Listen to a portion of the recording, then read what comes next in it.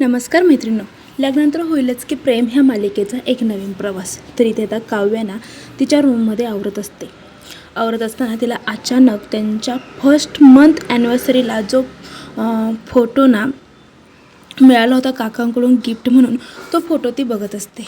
आणि त्या फोटोमध्ये पार्थ आणि काव्या दोघेही हसलेले नसतात आणि एडिटिंग करून मिथुन काकाने काव्याच्या चेहऱ्यावरती हसू आणलेलं असतं.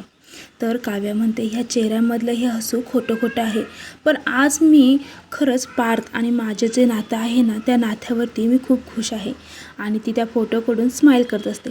अचानक पार्थ येत असतो आणि तो तिच्याकडे बघत असतो. तो तिच्याजवळ येतो आणि म्हणतो, काव्या तुम्ही काय करताय? तर लगेच काव्या म्हणते, काही नाही, हा फोटो बघते.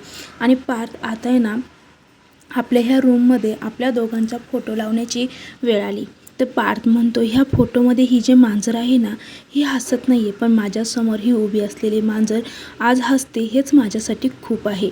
आणि पार्थ जेव्हा ती लाजते ना, तेव्हा पार्थ तिचा गाल धरतो आणि ती म्हणते, देशमुख तुम्ही हे काय करताय?